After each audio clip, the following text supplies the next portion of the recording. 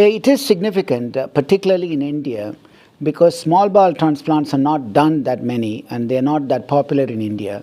And there are many children with short gut syndrome who have lost their small intestine, who are suffering and probably die over a period of time due to not being able to maintain TPN.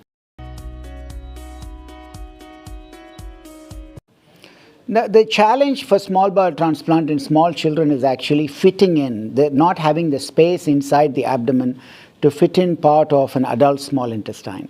But fortunately in this child, they had removed all of the small intestine and there was enough space for us to do a small bowel transplant. The donor was the father of the child. The father has almost 20 feet of small intestine and was able to give 150 centimeters of his small intestine for his child.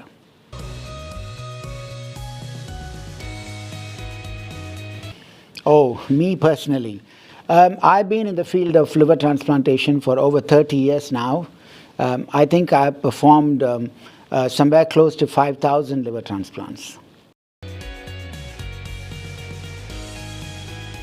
I've been looking to specialize really. When I completed my general surgical training, I was really thinking between becoming a urologist or any other specialty. I was working close to King's College Hospital at that time, and I knew that they were specializing in liver surgery, and I approached the surgeon who was working there. It was a completely new field at that time. Not many people were attracted to it because they didn't know how hard it would be to work in the field. So I took it up. It was a chance. I liked it. And here I am 30 years later, still in that field.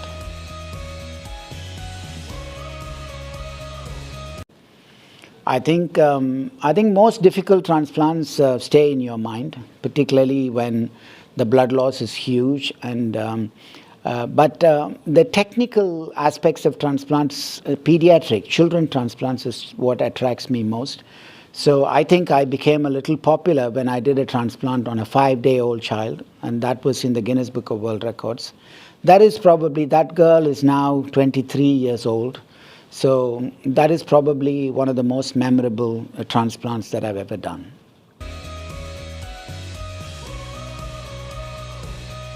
I would say that Tamil Nadu is probably one of the states that supports transplantation the most. The organ donation and the system to promote organ donation was originally developed in the state of Tamil Nadu, and other states actually followed the model and they tweaked it, and sometimes you might say that they even improved the model. Maharashtra is catching up with it, Telangana is catching up with it. But I still think that Tamil Nadu is in the forefront because they not only have focused on improving organ donation, but they have also funded transplantation for people in the lower socioeconomic class. I don't think any other state has done.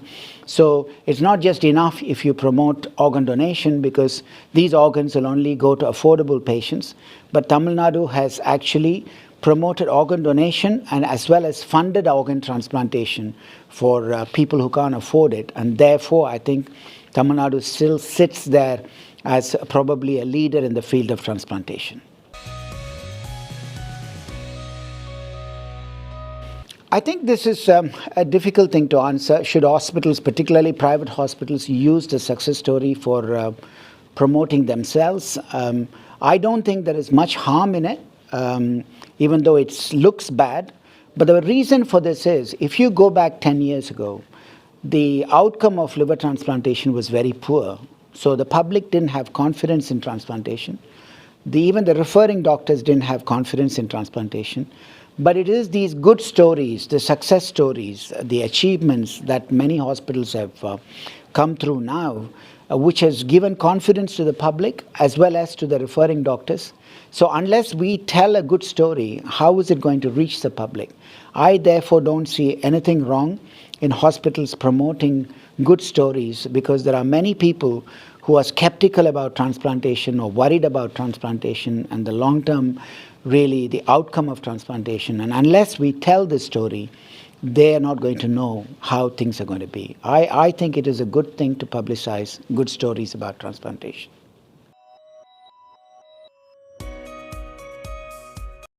I think this is an important debate that we all have to have. The governments will have to have a debate. Currently, I think only affordable patients can have organ transplant, whether it's a kidney transplant, heart transplant, or a liver transplant. But we are fortunate in the state of Tamil Nadu. Even though most governments support organ donation and have got systems in place to improve organ donation, they're actually not funding organ transplantation. But in the state of Tamil Nadu, they are fully funding liver transplantation for all sections of society, and therefore it's not a big problem in the state of Tamil Nadu.